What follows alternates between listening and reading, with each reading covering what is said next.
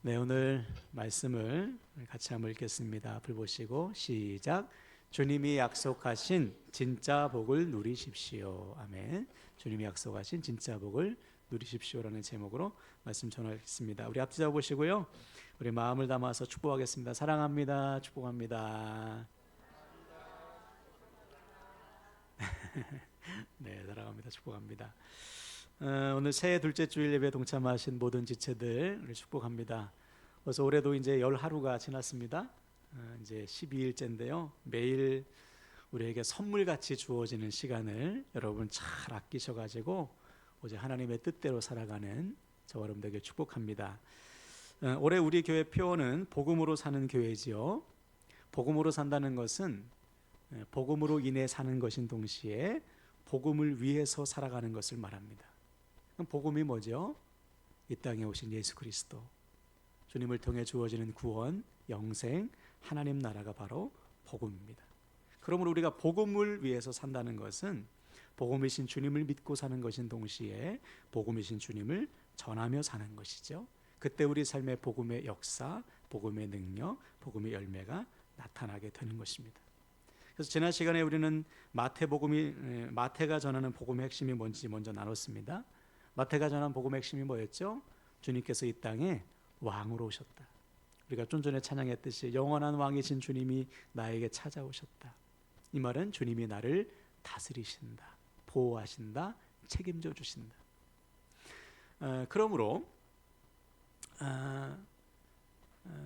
주님께서 나에게 왕으로 오셨다는 것은 나에게 어떤 의미라고 했죠? 왕 되신 주님의 다스리심을 받아야 내가 살 수 있다. 주님의 통치, 주님의 다스리심을 받아야지만 내가 온전한 삶을 살 수가 있다. 그래서 어떻게 해야 돼요? 범사의 왕 되신 하나님을 인정하고 삶을 맡기는 거예요. 그때 하나님께서 우리를 지도하신다. 우리의 삶을 살펴주시고 돌보시고 이끄시고 책임져 주신다. 이것이 마태가 우리에게 전하는 복음의 핵심이었습니다. 여러분 매 순간 무엇을 하든지 왕 되신 주님을 인정하시고 주님의 통치, 주님의 다스리심을 받으시기를 주님의 이름으로 간절히 축원을 드립니다. 아멘. 자, 오늘은 마태가 전하는 두 번째 복음 이야기를 나누겠습니다. 오늘 본문은 산상수훈이라고 불리는 설교의 첫 부분이에요.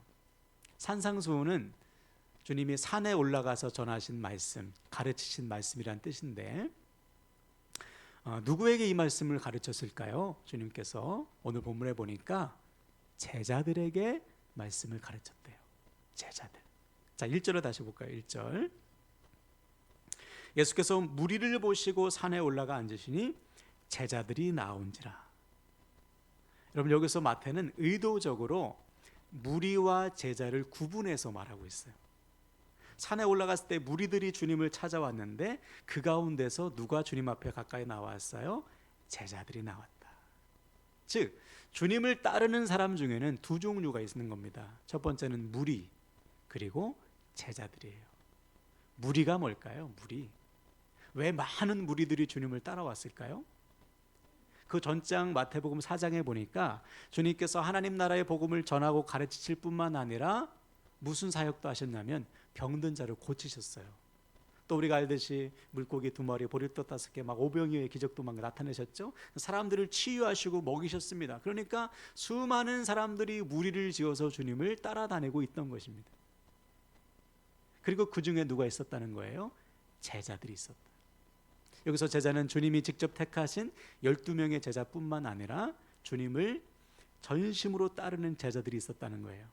주님께서 베드로, 야고보, 요한, 안드레 이 4명의 어부들을 주님께서 먼저 택하시고 부르셨죠. 이때 제자들이 어떻게 했어요?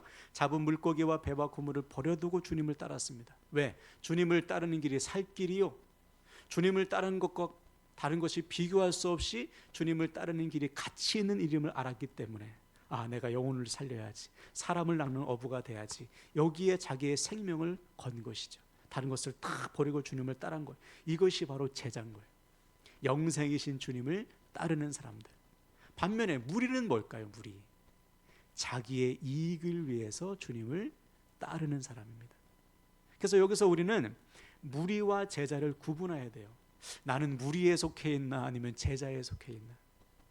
무리는 내가 원하는 것을 얻지 못하면 미련 없이 주님을 떠나는 사람들입니다.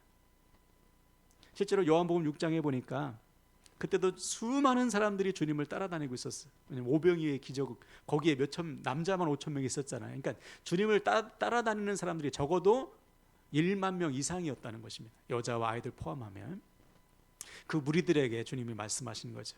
여러분, 내가 산떡이고 나를 먹어야 됩니다.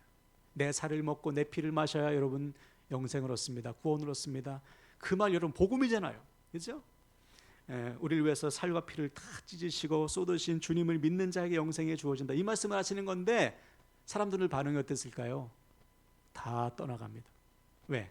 뭘 얻지 못하니까, 더 이상 빵을 얻지 못하니까 주님을 다 떠나 제자들만 남았어요. 그때 주님께서 제자들에게 말씀하시죠. 너희도 가려느냐? 그때 베드로가 선포합니다. 주여, 영생의 말씀이 주께 있사오니 우리가 네게로 가오리. 이게 제자인 거예요. 자기가 원하는 것을 얻기 위해 주님을 따르는 사람들은 무리요, 영생이신 주님 자체를 따르는 사람들이 제자인 것입니다. 우리 가운데는 한 사람도 무리에 속한 자가 없이 오직 주님을 따르는, 일평생 길이요 진리요 생명이신 주님을 따르는 제자만 남게 되시기를 주님의 이름으로 축원을 드립니다. 아멘. 자, 그래서 이제 주님이 그 제자들에게 말씀하시는 거예요. 제자들에게 주님의 첫 번째 설교를 지금 선포하고 계신 겁니다. 그 설교가 뭐냐? 오늘 본문 우리가 읽은 8복, 8가지의 복이에요. 즉 주님께서 자기를 따르기로 작정한 제자들에게 가장 하고 싶으셨던 말씀, 가장 주시고 싶었던 복음 중에 복음이 뭐냐? 야, 내가 너에게 이러이러한 복을 준비하고 있어. 이 복을 너에게 준다. 즉 팔복은 주님을 따르는 제자들에게 주님이 가장 주시고 싶은 복인 거예요. 이 복을 모르고서는 우리가 주님을 따른다고 할 수가 없는 것이죠. 즉 이 복을 우리가 구하지 않고는 내가 주님의 제자라고 할 수 없는 거예요. 어쩌면 무리에 속한 사람일 수도 있는 것입니다. 말씀을 들으면서 여러분, 내가 지금 무리에 속해 있는지 제자에 속해 있는지 한번 구분해 보시길 바랍니다. 자, 그러면 본격적으로 들어갈게요. 첫 번째, 주님께서 우리에게 진짜 주시고자 하는 진짜 복이 뭐냐? 3절을 보세요. 심령이 가난한 자는 복이 있나니 천국이 그들의 것이며. 주님께서 주시는 첫 번째 진짜 복은 천국, 하나님 나라입니다. 대답해 보세요. 여러분, 하나님 나라보다 더 귀한 복이 있나요? 없죠. 네. 대답하셔도 돼요. 하나님 나라보다 더 귀한 복이 있습니까? 없죠. 이 복을 우리에게 주시길 원하는 거예요. 야, 다른 무엇보다 내가 하나님의 나라를 너에게 준다. 누구에게? 마음이, 심령이 가난한 자. 심령이 가난한 자. 그래서 심령은 마음, 영혼을 말해요. 가난하다는 것은 뭘까요? 이것 없이는 못 사는 겁니다. 이것 없이는 아무것도 의지할 것이 없는 상태, 마음의 겸손함, 겸허한 상태를 말해요. 다시 말해, 하나님의 은혜 없이는 내가 살 수 없습니다. 이것이 바로 심령이 가난한 자야. 그에게 뭐가 주어진다고요? 하나님의 나라가 주어진다. 반면에 하나님의 은혜 없이도 살만하지 뭐. 꼭 하나님의 은혜만으로 사나? 다른 것도 있어야지. 그 사람에게는 하나님의 나라가 주어질 수 없다. 그러므로 누가 하나님의 나라를 누리며 삽니까? 가난한 마음으로 주님의 은혜를 구하는 사람. 그러므로 지금 우리에게 필요한 것은 뭐예요? 가난한 마음이에요. 하나님의 은혜 없이는 살 수 없는 마음입니다. 여러분, 오늘 왜 왔습니까? 가난한 마음으로 오신 거잖아요. 아멘이십니까? 하나님의 은혜 없이는 살 수 없음을 믿기에 오늘 남들이 다 주무실 때, 쉴 때, 일할 때, 돈 벌 때, 공부할 때 이 자리에 찾아오신 거잖아요. 그 사람에게 하나님의 나라가 주어진다. 여러분, 오늘 주님께서 준비하신 하나님의 나라가 여러분 마음속에 임하시기를 축복합니다. 자, 두 번째 복은 4절 보세요. 애통하는 자는 복이 있나니 그들이 위로를 받을 것이며. 주님께서 약속하신 두 번째 복은 주님이 주시는 위로입니다. 위로. 누구에게 이 위로의 복이 임합니까? 애통하는 자에게 임한다. 여러분, 조금 이상하죠? 아니, 애통할 일을 안 주셔야지. 애통하게 해놓고 병 주고 약 주는 것도 아니고 울라고 해놓고 위로하시면 이상하지 않나? 여러분, 여기서 말하는 애통이라는 것은 나의 죄에 대한 애통함이에요. 또 자꾸만 죄에 걸려지는 나의 연약함에 대한 애통함입니다. 다시 말해 내가 어찌할 수 없는 내 삶의 문제, 내 영혼의 문제를 가지고 주님 앞에 애통하며 부르짖는 거예요. 그 사람에게 주님이 위로하여 주신다. 어떤 위로입니까? 죄의 문제를 완벽하게 해결해 주시는 거예요. 연약함을 하나님께서 보살펴 주시는 거예요. 그리고 장차 하나님 나라에서 완전한 위로를 허락해 주시는 거예요. 그래서 위로하다는 단어의 시제가 미래 수동형이에요. 지금부터 미래까지 점점 이루어지는 것입니다. 지금 하나님께서 우리에게 주시는 위로가 장차 하나님 나라에서 완전한 위로가 된다. 그러므로 우리는 어떻게 해야 돼요? 애통하는 마음을 가지고 우리 연약함, 우리의 삶의 문제를 가지고 주님 앞에 가서 쏟아놓는 것이죠. 그때 주님께서 우리를 위로해 주신다. 여러분, 세상의 것은 우리를 위로할 수가 없습니다. 순간이죠. 그러나 주님의 위로는 영원하시고 완전하신 거예요. 오늘도 주님께서 주시는 영원하고 완전한 위로를 누리시길 축복합니다. 자, 세 번째 복은 5절 보세요. 온유한 자는 복이 있나니 그들이 땅을 기업으로 받을 것이며. 세 번째 복은 좀 솔깃하죠. 땅 주신대요. 땅. 우리에게 땅을 주신다. 누구에게 땅을 주실까요? 온유한 자에게 주신다. 온유가 뭘까요? 헬라어로 프라우스라는 단어인데 이것은 겸손히 자기의 것을 포기하는 마음을 말합니다. 겸손히 자기의 것을 포기하는 자에게 하나님의 땅을 주신다. 세상과는 완전히 다르지요. 세상에서 땅은 누가 차지합니까? 포기하지 않고 챙기는 사람, 내 이익을 위해서 챙기는 사람이, 돈 있고 힘 있는 사람이 땅을 차지하잖아요. 땅 부자들 보세요, 그죠? 다 돈 있고 힘 있잖아요. 근데 하나님 나라는 정반대라는 거예요. 기꺼이 포기하는 자에게 하나님께서 땅을 허락해 주신다. 그럼 여기서 말하는 땅이 뭘까요? 부동산일까요? 그렇지 않습니다. 두 가지 의미가 있는데 이것은 첫 번째는 하나님께서 주시는 보상이에요. 즉 하나님을 위해서, 하나님의 나라를 위해서, 주님을 위해서 기꺼이 자기의 것을 포기하는 온유한 자에게 하나님은 반드시 보상해 주신다. 여러분, 하나님은 반드시 보상해 주십니다. 두 번째 의미는 하나님께서 주시는 하나님 나라입니다. 즉 하나님께서는 하나님의 나라를 위해 기꺼이 자신의 것을 포기하는 자에게 하나님의 나라를 보상으로 선물로 주시는 거예요. 반면에 조금도 손해보려 하지 않고 조금도 자기의 것을 희생하지 않으려는 자는 하나님 나라가 없다는 것입니다.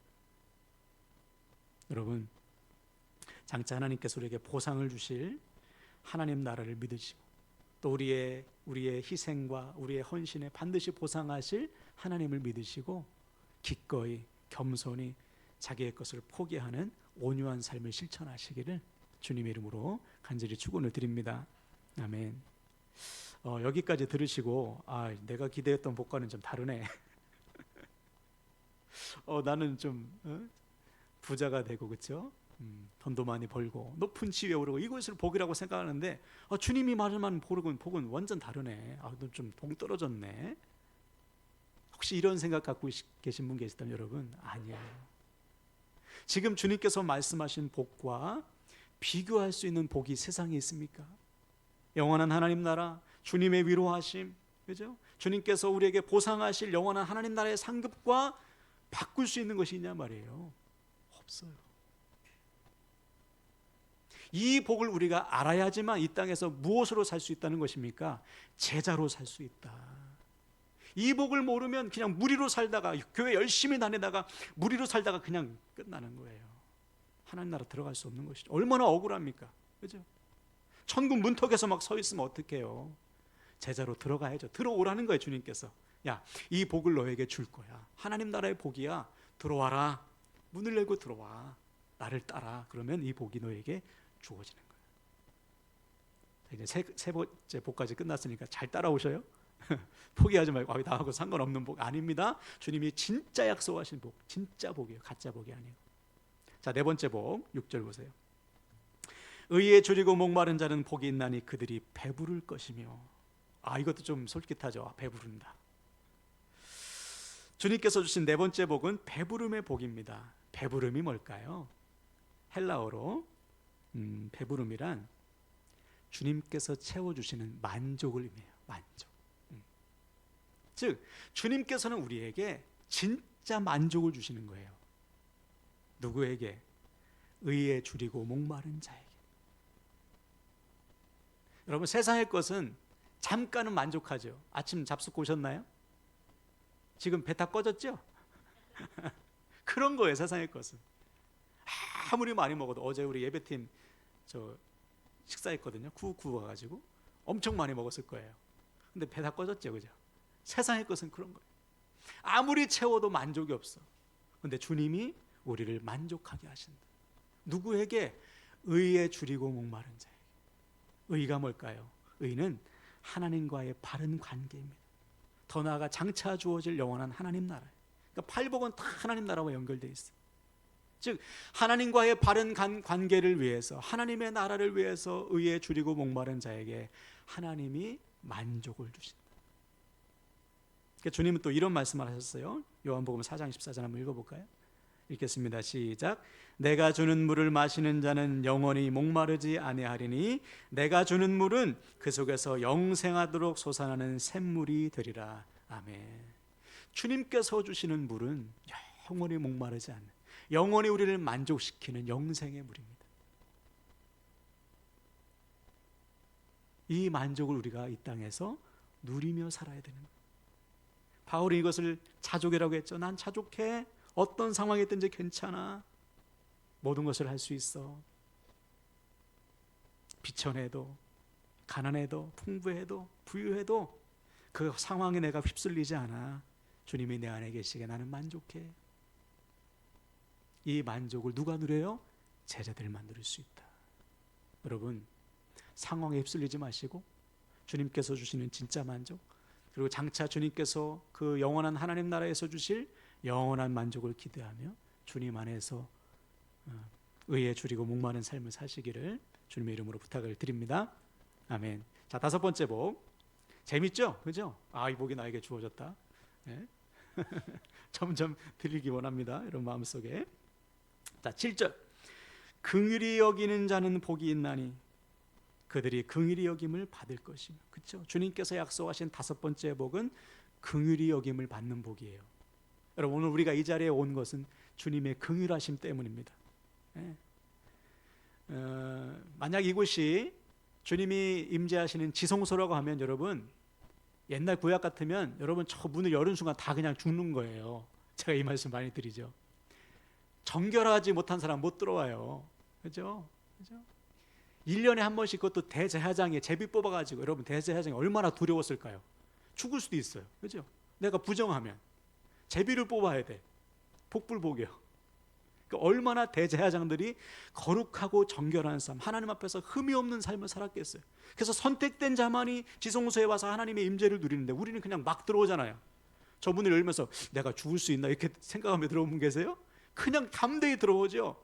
긍휼하심 때문입니다. 주님의 이름 때문에. 그렇죠? 주님이 그 휘장을 탁 찢었잖아요. 이제 내 이름으로 누구든지 들어와라. 겁먹지 말고 들어와라. 주님의 긍휼하심을 누리며 가는 것이죠. 이 긍휼하심의 복을 우리가 이미 받았다는 거예요. 할렐루야. 그럼 어떻게 해야 돼요? 긍휼을 베풀어야죠. 특별히 오늘 긍휼은 죄인들을 향한 긍휼을 말합니다. 누가 봐도 죄인이야. 저 사람은 좀 구원받기 어려울 것 같아. 왜 저렇게 믿어? 그런 사람을 여러분 긍휼히 여기셔야 돼요. 왜? 우리가 그런 긍휼을 받았으니까. 그때 그 사람이 우리를 통해 긍휼하신 하나님을 만나게 되는 거예요. 여러분 주변에 아직도 여러분 죄 가운데 있는 사람들 긍휼히 여기셔서 여러분을 통해 그들이 긍휼하신 주님을 만나게 되기를 축복합니다. 아멘. 자, 6번째 복 8절 보세요. 마음이 청결한 자는 복이 있나니 그들이 하나님을 볼 것이며. 아멘. 주님께서 약속하신 6번째 복은 하나님을 보는 복이에요. 하나님을 본다는 것은 뭐냐면 하나님의 살아계심을 경험하는 것을 말합니다. 그리고 진짜 주님을 보는 거예요. 언제 주님 볼까요? 하나님 나라에서. 누가 볼까요? 청결한 자. 마음이 청결한 자가 자기 삶 속에 살아 역사하시는 주님을 본다는 것이죠. 그럼 여기서 청결하다가 뭘까요? 마음이 청결하다. 이것은 헬라어로 카다로스라는 단어인데 깨끗함, 순수함을 말해요. 마음이 깨끗하고 순수한 사람만이 자기 삶 속에 살아 역사하시는 주님을 본다는 것이죠. 반면에 두 마음을 품은 사람, 하나님과 재물을 겸하여 섬긴다든지, 그죠? 엉뚱한 세상의 것을 구하면서 하나님도 믿고 다른 것도 우상도 섬기는 사람이라든지, 그 사람은 하나님의 역사를 못 본다. 바꿔 말하면 그를 통해서는 하나님이 역사하시지 않는다. 오직 하나님의 은혜만을 구하는 사람을 통해서 하나님이 역사하시는 거예요. 그래서 바울이요 이렇게 말했잖아요. 하나님께 쓰시는 사람은 금그릇도 아니고 은그릇도 아니고 어떤 그릇? 깨끗한 그릇 쓰신다. 보잘것없는 질그릇일지라도, 나무 그릇일지라도 그 안이 깨끗하게 비워져 있으면 그 사람 쓰신다. 제 평생 기도 제목이 그겁니다. 깨끗한 그릇 되어서 마지막까지 쓰임 받는 것. 여러분, 마음이 청결한 사람이 하나님을 볼 것입니다. 마음을 깨끗하게 비우시고 오직 하나님의 것을 구하셔서 하나님을 날마다 경험하는 복된 삶을 사시기를 주님의 이름으로 축원을 드립니다. 자, 7번째 복 9절, 화평하게 하는 자는 복이 있나니 그들이 하나님의 아들이라 일컬음을 받을 것이요. 딸은 좀 서운하네. 그냥 자녀라고 할까요? 하나님의 자녀라 일컬음을 받을 것이요.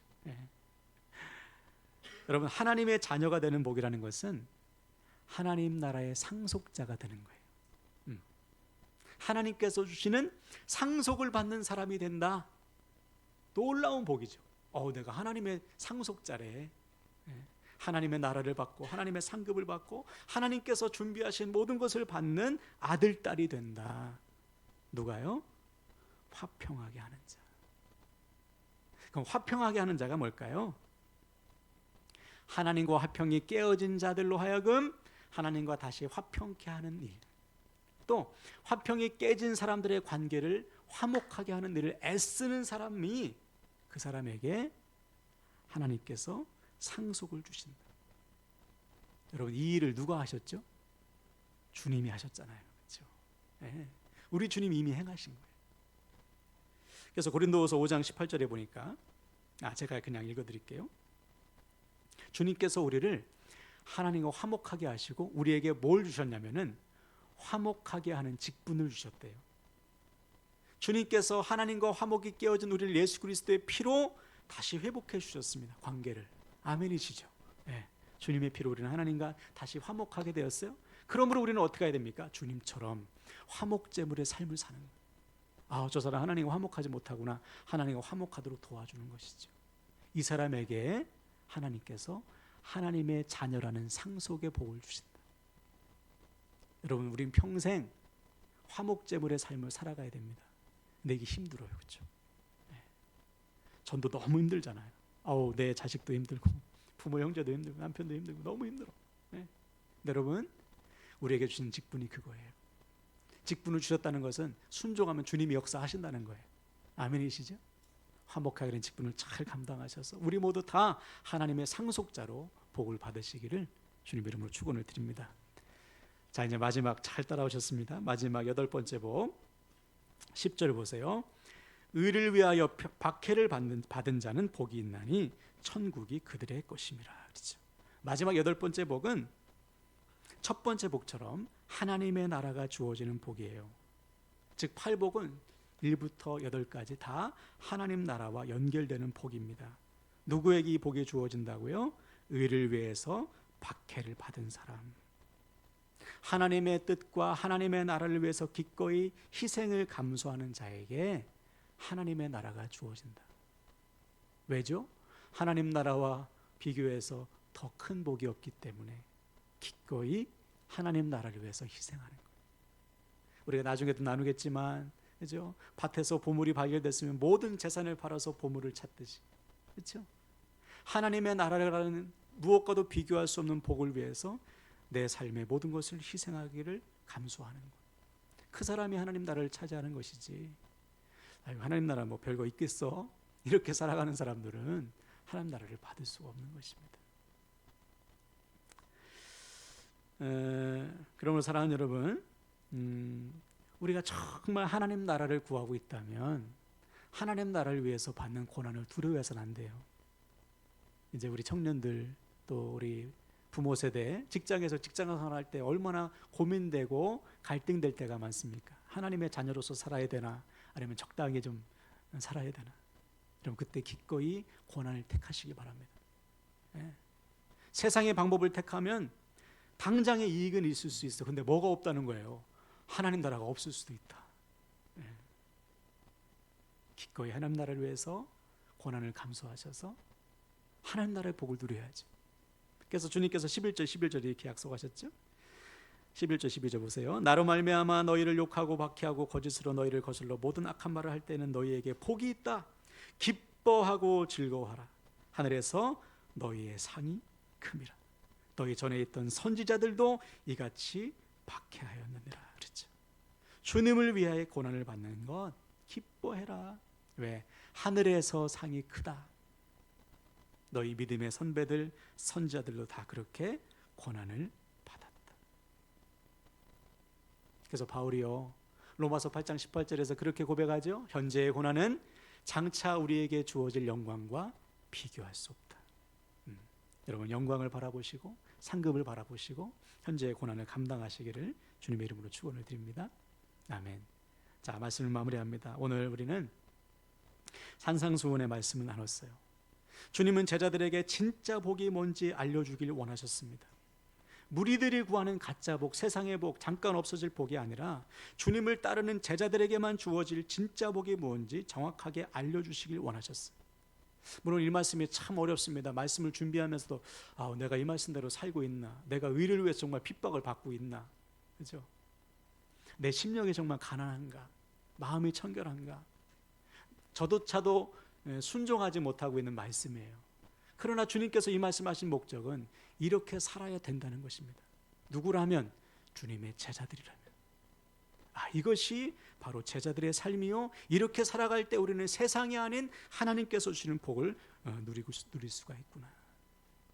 여러분 이 팔복의 말씀을 마음에 깊이 새기셔서 오늘부터 세상에 주는 가짜 복이 아닌 주님께서 주시는 진짜 복을 소망하면서 주님을 따르는 제자의 삶을 사시기 바랍니다. 자, 한번 정리해 볼까? 어떻게 삽니까? 첫 번째, 가난한 마음. 두 번째, 애통하는 마음. 세 번째, 온유한 삶. 네 번째, 의에 줄이고 목마른 삶. 긍휼을 베푸는 삶. 마음이 청결한 삶. 화평하게 하는 삶. 그리고 의를 위해서 기꺼이 핍박을 받는 삶. 이 삶을 잘 실천하셔서 주님께서 주시는 진짜 복을 지금도 누리시고 장차 하나님 나라에서 반드시 누리시기를 주님의 이름으로 간절히 축원을 드립니다. 아멘, 아멘. 이 시간에